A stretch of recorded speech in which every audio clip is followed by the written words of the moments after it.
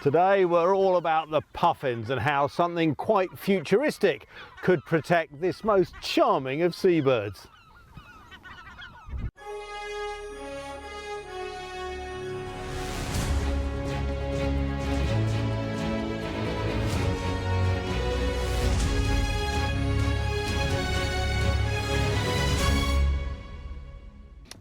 Welcome to The Climate Show with me, Tom Heap.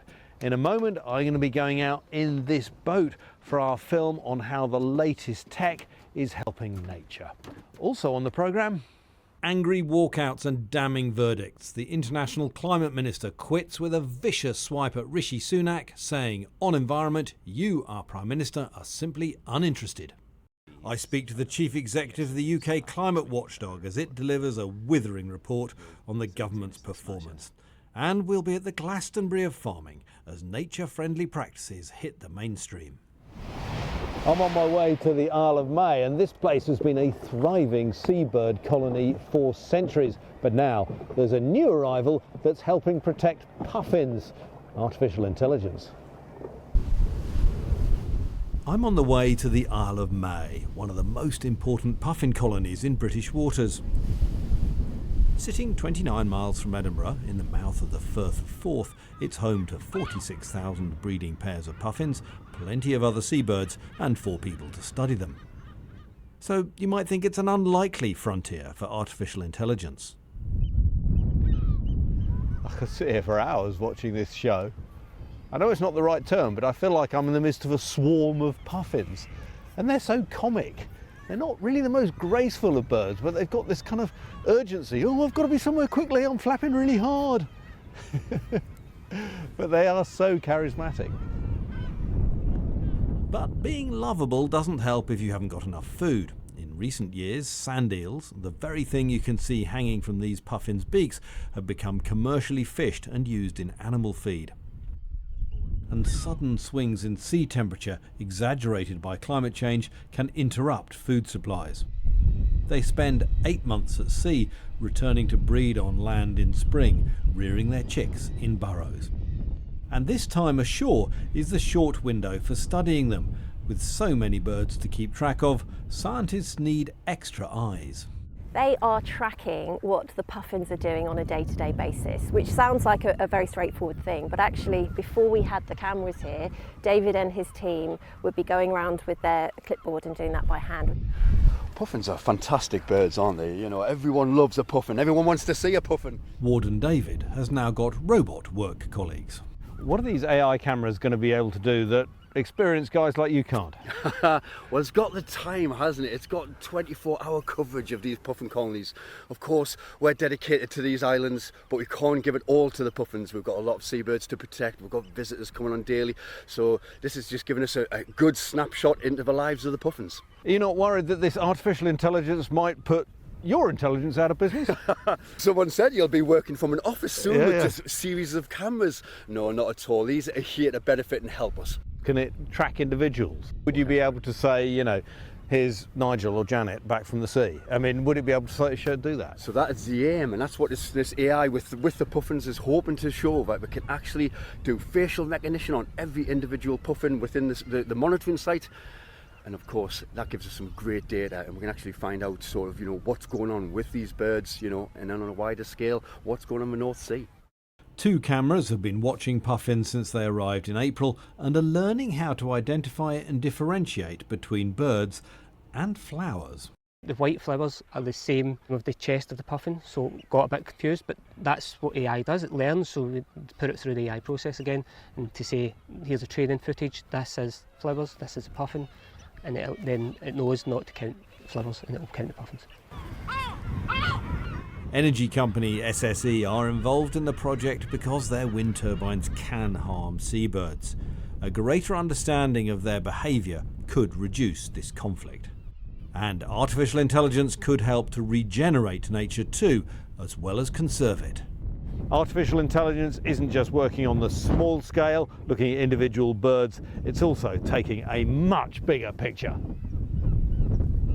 This tool uses satellites and artificial intelligence to predict which areas around the world will be best suited for regeneration projects like tree planting or grassland restoration. The machine learns from data about one bit of land that has already been mapped and studied, and then applies what it knows to other bits of land with similar characteristics. Over time, it will become more and more accurate. What you're seeing on the screen is degradation. So this is basically showing that this area is highly sort of degraded. Red is bad, is it? Yeah, red is bad. And what we can calculate effectively is if this area were to be regenerated through sustainable grazing management techniques, how much carbon can actually be sequestered. And that's essentially where our tools bring in the sort of the machine learning and the artificial intelligence to be able to identify that potential. Now, what gets us super excited is that the more projects that we get to regenerate, the more kind of real world data that we get that then can feed back in and to train those sort of models over time.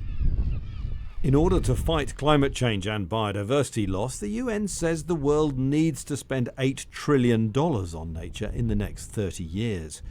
Using data like this can reassure investors that their money is going into the right projects in the right places, making them more likely to invest.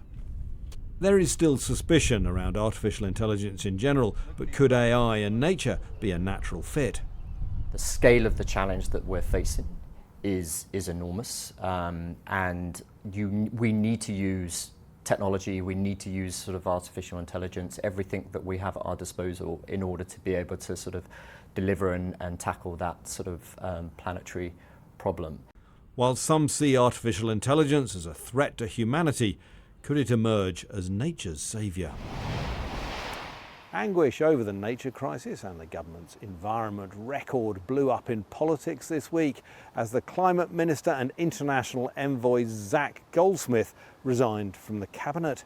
It came after he was criticised by the Commons Privileges Committee in its report on Boris Johnson.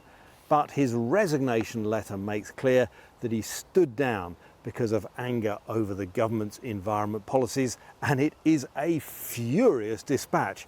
Here are just some of the pointed phrases. The UK has visibly stepped off the world stage and withdrawn our leadership on climate and nature. Then, this government's apathy in the face of the greatest challenge we have faced makes continuing in my current role untenable. And most pointedly for Rishi Sunak, the problem is not that the government is hostile to the environment, it is that you, our Prime Minister, are simply uninterested. Well, to get some reaction to that, here are the thoughts of our energy and climate correspondent Hannah Thomas-Peter, who was at an event that Zac Goldsmith was expected to attend. It's not so much, I suppose, the resignation of Lord Goldsmith that is surprising. He's obviously a man under a degree of political pressure, but the manner of his resignation, the language he used is really quite striking, full of contempt and dismay. He says that the Prime Minister is uninterested in environmental issues, personally unmoved. Now that kind of language, the contempt involved in it, really adds to this drumbeat for me of criticism of this government that it has started to deprioritise climate change as an issue by approving new oil and gas licences, for example. We've had that recent criticism from the Climate Change Committee that the government is way off track in meeting its net zero targets. And there has been additional criticism that actually what's happening is the government has made a political choice not to prioritise climate change, not to be seen to be preaching on this issue or meddling with people's lives too much when it comes to things like electric vehicles or heat pumps. And I suppose there's a widening gap now, and Zac Goldsmith's language and resignation only adds to that sense between the grand promises that were made under Boris Johnson and this government's actual plans to deliver them. Lord Goldsmith's scathing resignation comes in the same week as the annual progress report from the government's climate watchdog. And it wasn't pretty. It said it was markedly less confident than a year ago that the UK would reach its legally binding emissions reduction targets. Across a mammoth 451 pages, the Climate Change Committee found that the government has lost its global leadership on the climate and backtracked on fossil fuel commitments with a tranche of new coal, oil and gas approvals. Been too slow to react to green investment in the US and the EU, creating a strong pull for green investment away from the UK. Has no coherent programme to encourage people to change to lower carbon behaviours, has no clear policy to decarbonise heavy industries, insulated fewer homes than the year before despite higher energy costs, and is well off track on its target for heat pump installations, with Britain sitting bottom of the pile per capita across the whole of Europe. And the Chief Executive of the Climate Change Committee joins me now. That's Chris Stark. Chris, just a few weeks ago we had Grant Shapps on the programme who talked about this government having an unrivalled record of decarbonising. You're painting a very different picture. We are painting a different picture. I think we can look back and see quite a strong record of progress. And it's been very notable that ministers have been doing a lot of retrospection recently about how good things have been, how many targets have been met. That's not really what this report's about. So we've been looking out to 2030 and beyond. 2030 is, you might recall, the date that we set these very ambitious targets for just 18 months ago in Glasgow at the Climate Summit. Just 7 years away now. And we think if you look outside of the areas where the government has been putting real effort into it, and if you look at the outside of the power sector in particular, good story on power, of course, but outside of the power sector, we think we need a quadrupling of the progress that we see in other parts of the economy to hit that 2030 goal. So, bright past, slightly dismal future at the moment. Well, no, I think dismal is probably not the right word. I'm just very worried about that 2030 goal. And it's not just 2030, it takes you on, of course, beyond that. And we just don't see in this very detailed programme now that we've got from the government the kind of ambition that would take us to those 2030 goals. You yourself say we are going to need some fossil fuels in the mix to take us 2030 and beyond. I mean, Grant Shapps makes the point that it's better that they come from here, so maybe we ought to allow a bit more new drilling. What do you make of that? I mean, what's been really striking in the last year is that we've got a set of ministers notionally working on climate change who seem to have been talking more about oil and gas than anything else. You definitely see that with Grant Shapps, with Graham Stewart. No doubt there is room for some extra oil and gas production, particularly gas. I can accept the arguments that in the middle of an energy crisis like this, that if there is some way to extract more gas, that would be useful. Although it just goes on to the international market. It does, and that's the challenge really. So we're not short of oil. Gas is definitely more of a challenge, but we don't have any way of mandating that it comes to the UK, short of nationalising those companies, and I'm not aware that that's a Grant Shapps policy. So I think we need to focus on the real challenge here, which is reducing our demand for the stuff in the first place. So does all this mean you're hoping for a Labour win in the next general election? You will never get that from me. I mean, I'm very interested to see what happens at the next general election, but I don't think we need a change of government to see a change in plan. There's a point nestling behind this. I get the feeling that a lot of people are looking now to the next general election as the point when we might change the story on climate. That's just too late. So, if we have to wait another year without progress in some of these critical issues, we are definitely going to miss that 2030 goal. 7 years is simply too short a period to have another wasted year. Just a broader one. It seems to me that we've moved from a position 18 months ago around the time of the Glasgow COP, where within politics people were competing to do more on climate. We've almost got to the reverse of that, with Labour backing away from their firm investment plans. As you say, the government basically saying very little on climate. Do you read that rather sort of depressing momentum in the wrong direction? I'm afraid I think I do. One of the things I've done this week is go back to the work that we produced around the time of COP26, and you can tell from the papers we were producing, the reports we were producing, there's just more enthusiasm for everything. And it does feel like that now. I've been talking about the present situation is that you've got this kind of really odd situation. You've got this massive programme of work now happening in government, massive, across the whole of government. But it is an exercise collectively in pushing pieces of string, unless there's someone at the top pulling that string taut. And it feels like that's absent now. And that discussion of this opportunity of getting to net zero has really exited the scene. And I think that's the thing that we need to see back. When it comes to climate, do you miss Boris Johnson? There are many bits with Boris Johnson's time that I do not miss. I certainly do miss the strong rhetorical support that he provided for net zero. You don't need Boris Johnson for that, though. Any leader of any government, and it's not just in this country, should feel able to talk about net zero in those terms. That, it seems to me, is something you could put right very quickly. But it matters. That kind of rhetoric from the top matters as well, doesn't it? I mean, sure, the policies matter, but that kind of enthusiasm in that direction matters. Yeah, something I'm asked a lot about and often is, what structure in government could you create that would make it more likely they'll deliver?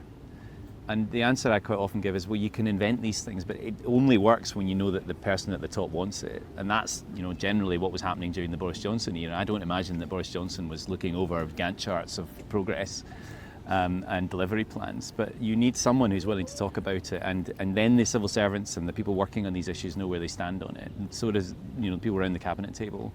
They know what to do. And, just a bit of that, clear support, enthusiastic support would help, I think, at the moment. I saw a report out this week saying China looked like it was going to reach some of its goals in terms of clean energy generation 5 years early.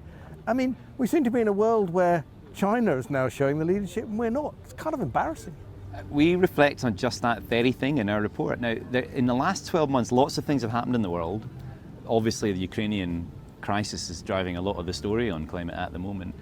We in this country also had the Conservative Party leadership election at that time, and I feel that British politics looked inwards rather than outwards. Over that period, the US did the Inflation Reduction Act, massive step forward on climate policy. Lots of debate about whether it will work or not, but they did it. The EU response to that is also massive. If you look to China, they are putting more renewables in the ground than ever before. It is by some distance the bit of the world that's doing the most investment in renewables now.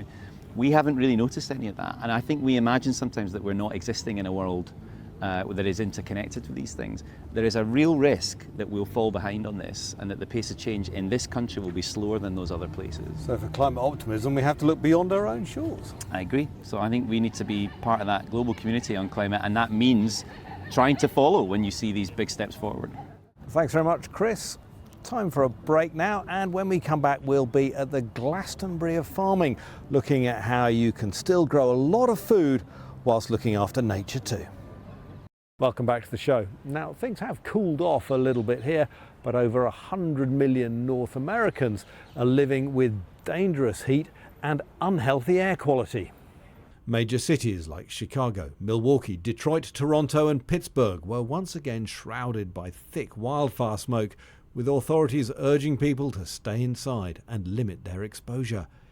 Here's Sky's US correspondent Mark Stone. Well, when the bad air first hit at the start of the month here in Washington, D.C. and across large parts of this part of the United States and Canada too, I don't think many of us realised that it would be an enduring thing, but it seems it is. D.C. these past few days has been bad, with the air quality officially deemed unhealthy. I was in Chicago midweek, where the iconic lakeside skyline of skyscrapers was obscured by the smog. New York, Pittsburgh, Detroit, Philadelphia, Toronto, Ottawa, Montreal, and many places in between have all been shrouded in Canadian wildfire smoke. In America alone this week, a third of the population has been subjected to air quality alerts. Firefighters from Canada and America are in rural parts of Canada right now trying to control the fires. But experts say they are unlikely to be put out until the summer is over. Have a look at this NASA imagery. It shows the smoke that is crossing the Atlantic now too, towards Europe. And then there's the heat. In the American South, record-breaking temperatures in Texas, 80 million Americans under heat alerts. Scientists are examining unusual behavior by the jet stream of winds 5 to 7 miles above the Earth's surface. They're debating whether climate change is disrupting the jet stream's flow, meaning that certain regions are subjected to more lengthy hot periods because of high pressure systems which are being trapped. In Canada, that's making the fires worse. Elsewhere, it's just making it unbearably hot. The concern is that as well as heating the oceans, climate change is changing the behavior of other weather phenomena, like the jet stream, changing our weather patterns, making the weather more and more extreme. And as you can see here in Washington, it's having an impact far from where those weather events are hitting.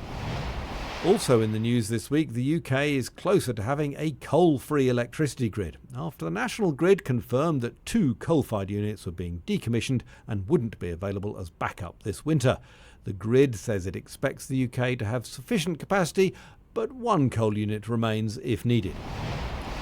And a few weeks ago, we brought you the story of the Welsh coal mine that has continued to extract hundreds of thousands of tonnes of coal despite its permission to operate expiring last year.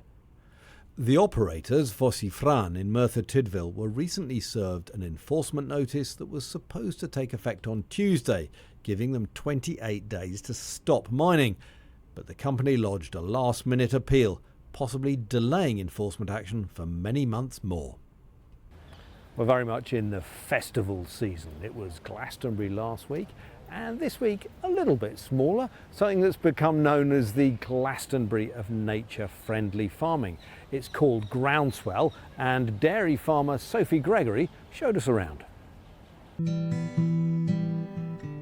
Hello, I'm Sophie Gregory. I'm organic dairy farmer from Dorset Devon border. We milk 360 cows, and today I'm here at Groundswell. I've been here for 2 days, and it's a regenerative festival. Redemptive farming is a way of looking at our business in an environmental, social and sustainable way so that we can leave the farm in a better state for the future.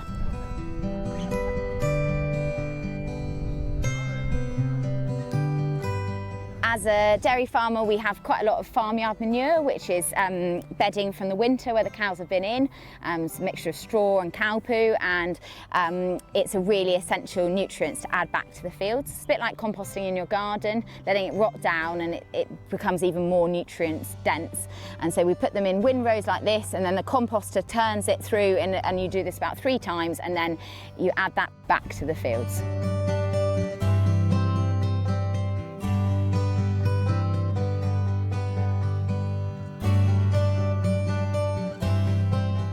So this is the UK's first, and as far as I'm aware, only fully licensed mobile multi-species red meat slaughterhouse, which is a bit of a mouthful. It's allowed to kill bullocks or cattle, sheep and pigs, and that's something which can be done regionally, which saves any of these livestock having to travel for great distances, but a lot of the time they have to do. Yeah, and that's what comes into regenerative, doesn't it? Because the welfare of an animal, even up to its death, is so important.